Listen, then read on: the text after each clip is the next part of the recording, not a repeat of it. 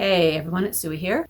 Thought I would do a true long-form review for the second book that I'm counting toward my Classic 6 challenge, which is The Bell Jar by Sylvia Plath. We read this one for book club and had quite an interesting discussion about it. So we'll see if I can remember some of the points we brought up. But I read it on my Kindle, so I don't have a book to show. It was published in 1963 first, I think, and under a different name, and then a little later, I think in 67 under her name, and published after she died, because I think she died in 63 when she was 30 years old. I'll talk about it freely, so there will be some spoilers in here. Be aware of that in case you don't want to know some stuff if you haven't read it yet. But for the most part, I think everybody's pretty familiar with the content of this book. The other day I saw a list of the saddest books, and this one topped the list. So that's one thing about it. It is pretty sad, and it gives you quite the hopeless feeling, really. And let's just jump in and talk about the book. So the book's kind of divided into two parts, basically. And the first part is when our character, Esther is her name. So the book is kind of based on Sylvia Plath's experiences, but it's not a nonfiction book. It's not a memoir or anything. She just uses stuff that happened to her to write this story. So yeah, so the character is Esther, and it's in the 50s, I think.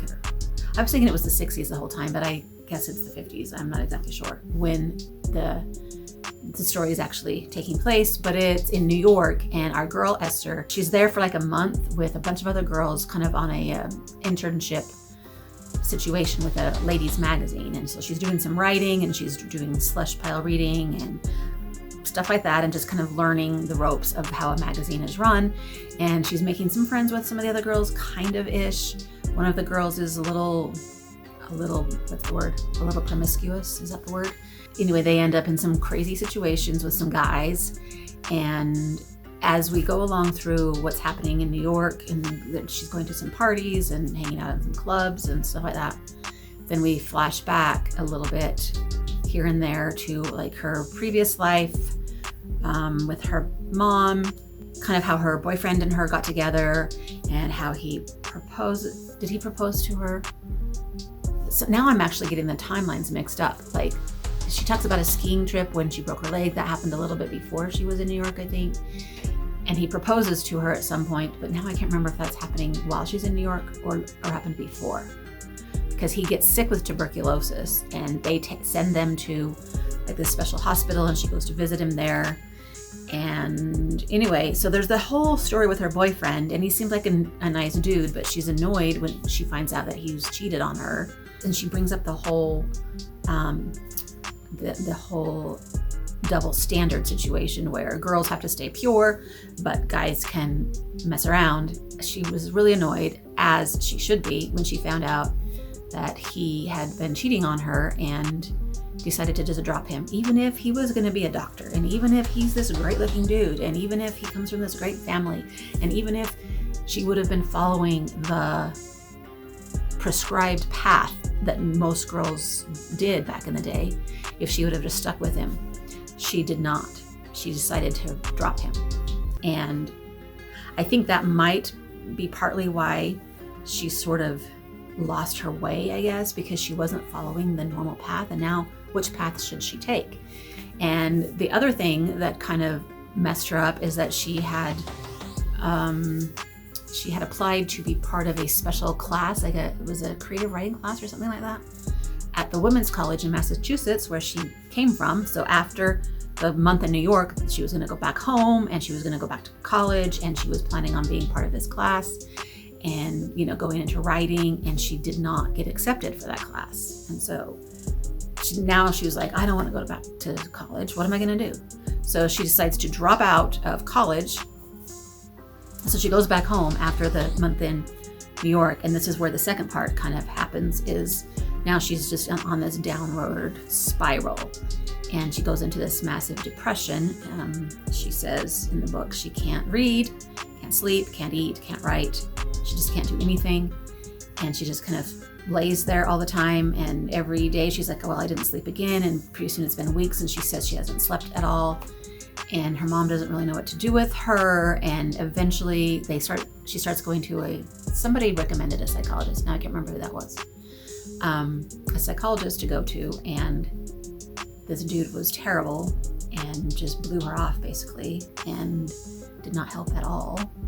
And she ended up in one of his mental hospital home situation things, and she had shock treatment there, which was terrible, of course. And basically she just played the game in order to try and get out of there. And now all that part is a little bit of a jumble in my mind, because she kind of went in and out of all these different situations. She did get somebody to help her who had gone through the same thing herself, a newspaper writer or something. And so we're just going with her as and it's very muddled, probably because she writes it as if it's muddled, because she's all muddled, you know what I mean? Anyway, so at one point she's thinking all the time of how she's going to kill herself. And she comes up with all these different scenarios. And she finally tries to go through with it one time when she's at home, and she takes pills and hides herself in a basement crawl space kind of place. And they do find her, and they do save her, and she wakes up in a hospital and still alive. And it's just, but at that point you're just like, oh my gosh, this book, like what am I supposed to get out of it, and how am I supposed to be feeling? And you know that Sylvia Plath herself ended up dying by suicide when she was 30 years old in this horrific way. And so you know that as she's writing this whole story about this character, that she herself never manages to come out of it. She must have come out of it for a while, because this all happened to her when she was about 20, and then she died when she was 30. So she dealt with everything through her 20s, ended up getting married and having kids and stuff, but nothing really pulled her out of it for her own true life.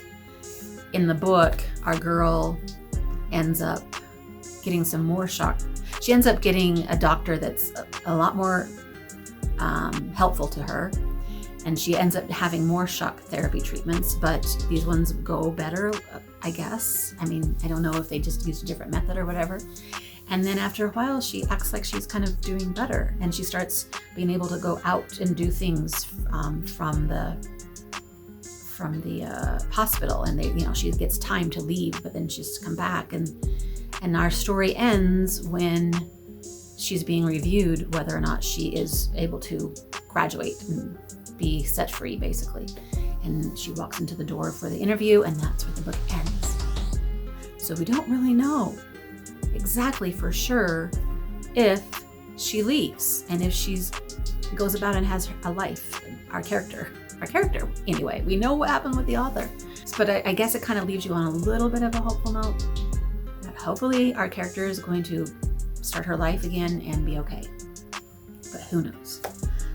We do have some different people she meets throughout this whole experience. One of her friends from home ends up in the hospital with her and does end up committing suicide and succeeding. And and I forgot to mention that at the end of her New York stay, she was basically assaulted, and it was a terrible situation. And I think that also propelled her into the spiral, along with these other things that I mentioned. There's no recourse in that day and age. There's nothing they could really do about stuff like that. There was a lot of talk and mention about the situation of women at that time, and how they were just expected to do these certain things, expected to act certain ways, and if they veered from that path, then they were weird, and people thought they were crazy.